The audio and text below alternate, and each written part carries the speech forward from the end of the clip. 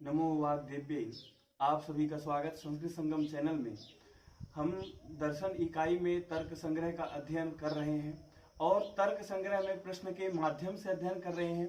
प्रश्न का माध्यम ये नहीं है कि हम मूल को छोड़े, मूल के साथ अर्थात प्रश्नकर्ता किस प्रकार का प्रश्न पूछ सकता है उस हिसाब से हम लोग तर्क संग्रह पढ़ रहे हैं। इस क्रम में हम लोगों के 70 प्रश्न हो चुके थे, आज हम आगे देखेंगे। आइए प्रारंभ करते हैं। तो प्रश्न नंबर 71 है, लिंगम कतिविधम। कहा कि लिंग कितने प्रकार का होता है, तो इसमें उत्तर है लिंगम त्रिविधम। लिंग जो है वह 3 प्रकार का होता है। वह कौन कौन सा? तो पहला कहा अन्वय व्यतिरेकी, दूसरा केवलान्वयी, तीसरा केवल व्याप्तिरेकी च। यह 3 प्रकार के लिंग बताया। आपसे पेपर में पूछ सकता है कि लिंग कितने प्रकार का होता है, तो आपको उत्तर में देना है 3 प्रकार का। या कि आपसे यह 3 प्रकार के लिंग दे दिया या कि एक दे दिया, वह 4 और दे दिया, पूछ लेगा इनमें से कौन सा है। तो प्रश्नकर्ता कैसे भी प्रश्न पूछ सकता है, तो उसके लिए आपको तैयार रहना है। अब 72 नंबर प्रश्न में देखिए, इसमें लिखा है अन्वय व्यतिरेकिणः किम लक्षणम। अन्वय व्यतिरेकी का क्या लक्षण है? पहले बताया कि 3 प्रकार का होता है, 3 प्रकार में भी बताया कौन कौन से, फिर उसमें उसका बता रही अन्वय व्यतिरेकी का क्या लक्षण है, आप वह बताइए। तो इसमें उत्तर में है अन्वयेन व्यतिरेकेण च व्याप्तिम अन्वय व्यतिरेकी।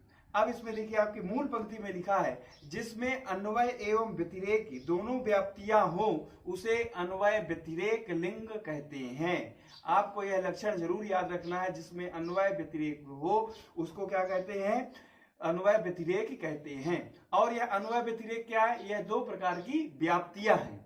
अब इसमें आगे कहा, उदाहरण के माध्यम से समझाते हैं। यथा वह्नौ साध्ये धूमवत्वम, अर्थात जिस प्रकार से वह्नि के अनुमान में धूम रूपी हेतु से अन्वय व्यतिरेक है।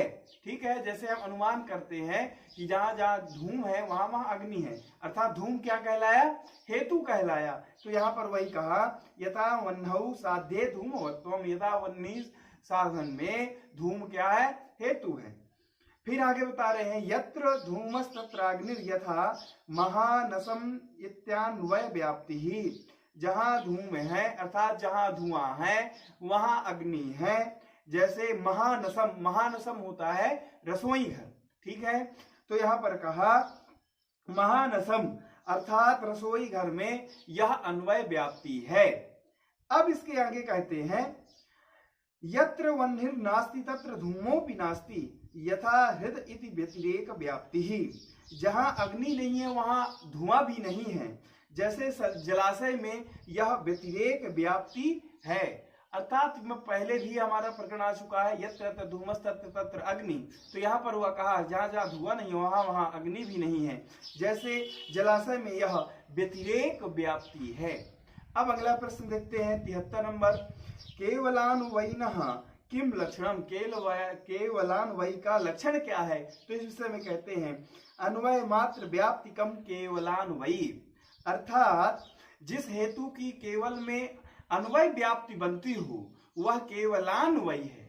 अब जैसे उदाहरण में इन्होंने दिया घटो विधेया प्रमेयत्वात् पटवत्, अर्थात घटो विधेया प्रमेयत्वात् पटवत्। यहाँ प्रमेयत्वात् हेतु केवलान्वयी है क्योंकि यह सभी पदार्थों में है और इसका अभाव कहीं नहीं है, इसलिए इसमें कहा घटो विधेया प्रमेयत्वात् पटवत्। यहाँ प्रमेयत्वात् हेतु केवलान्वयी है क्योंकि यह सभी पदार्थों में और इसका अभाव कहीं नहीं है।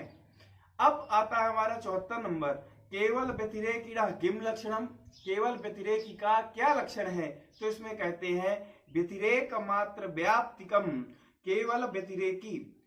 जिस हेतु की केवल व्यतिरेक व्याप्ति बनती है वह केवल व्यतिरेक कहा जाता है। जैसे उदाहरण दिया पृथ्वी तरेभ्यो भिद्यते गंधत्वात्, यदि तरेभ्यो न भिद्यते न तद्गंधवत् यथा जलम न चेयम तथा तस्मात् तथेति अत्र यत् गंधवत् तदितर भिन्नमित्यन्वय दृष्टान्तो नास्ति पृथ्वी मात्रस्य पक्षत्वात्। कहा जैसे पृथ्वी अन्य जलादि पदार्थों से भिन्न है, गंधवती होने से तो हमारा पृथ्वी का लक्षण क्या किया था, याद करिए, जब मैं बताया था गंधवती पृथ्वी, अर्थात जो पृथ्वी है वह गंधवती है, गंध से युक्त है। तो उसी के लिए कहते हैं जो पदार्थ जलादि इतर पदार्थों से भिन्न नहीं है उसमें गंध नहीं होती। जैसे जल में पृथ्वी अन्य पदार्थों की भांति गंध रहित नहीं है, पृथ्वी में गंध है, अतः पृथ्वी अन्य पदार्थों से भिन्न है। इस प्रकार भेद साधक अनुमिति से अन्वय दृष्टांत नहीं है, क्योंकि यहाँ पृथ्वी मात्र को ही पक्ष बना लिया गया है। अतः पृथ्वीत्व हेतु केवल व्यतिरेक है, अर्थात जो पृथ्वी में गंधत्व है वह जल में आपको नहीं मिलेगा, इसलिए वह पृथ्वी में ही मात्र नहीं है, वह अन्य में नहीं है, अर्थात पृथ्वी में ही है और अन्य में नहीं है। अब अगला 75 नंबर प्रश्न देखिए, पक्षस्य किम लक्षणम। अब कहा कि पक्ष का क्या लक्षण है, तो इस विषय में कहते हैं संदिग्ध साध्यवान पक्षः, अर्थात जिसमें साध्य का संदेह हो वह पक्ष है। जैसे बताया धूमवत्ते हेतु पर्वतः, धूम हेतु वाले स्थल में पर्वत क्या है, पक्ष है। यह आपसे एग्जाम्पल में पूछ सकता है कि धूमवत्ते हेतु पर्वतः अत्र पक्षः किम वर्तते, तो आपको तैयार रहना है कि पक्षः पर्वतः वर्तते। ठीक है, आज प्रश्नकर्ता कैसे भी प्रश्न पूछे।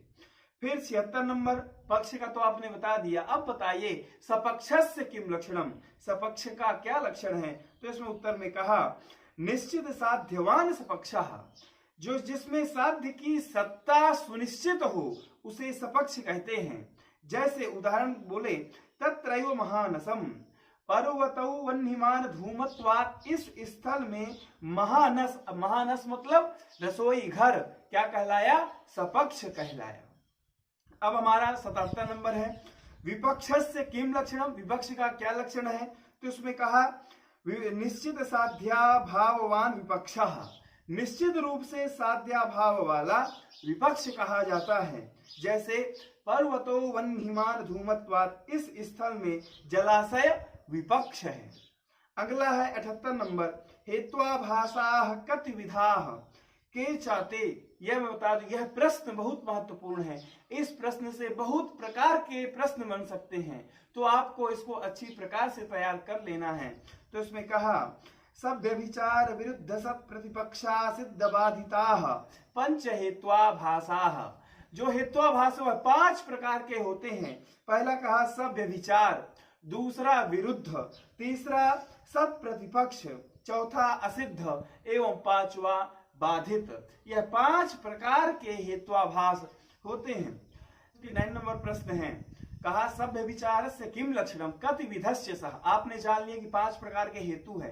पहला सभ्य विचार है, तो उसके विषय में कहते हैं सभ्य विचारो नैकांतिकः, अर्थात सभ्य विचारी का लक्षण कहा अनैकांतिक को सविचार कहते हैं। वह 3 प्रकार का होता है, साधारणा साधारणानुपसंहारादि भेदात्, अर्थात पहला साधारण, दूसरा असाधारण और तीसरा अनुपसंहारी। फिर आज का अंतिम प्रश्न है 80 नंबर साधारणस्य किम लक्षणम, साधारण का लक्षण क्या है। तो इस विषय में कहा तत्र साध्या भाववत् वृत्ति साधारणो नैकांतिकः, अर्थात साध्या भाव के अधिकरण में रहने वाले को साधारण अनैकांतिक कहते हैं। यथा पर्वतो वह्निमान प्रमेयत्वादिति, जैसे कि पर्वतो वह्निमान धूमत्वात्, इस स्थल में जो प्रमेयत्व हेतु है वह साध्या भाव है, साध्या भाव के अधिकरण जलादि में भी रहता है, अतः वह हेतु साधारण अनैकांतिक हुआ। ठीक है, एक बार इसको और समझिए, एक एक पंक्ति आपको स्मरण कर लेना है। इसमें कहा तत्र साध्या भाववत् वृत्ति साधारणो नैकांतिकः, अर्थात साध्या भाव के अधिकरण में रहने वाले को साधारण अनैकांतिक कहते हैं।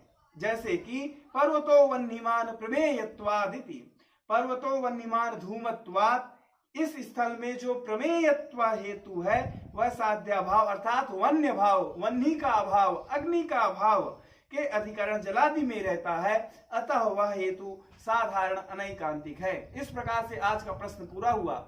फिर मैं आपको 10 प्रश्न के साथ अगले वीडियो में मिलूंगा। तब तक के लिए नमस्कार, धन्यवाद।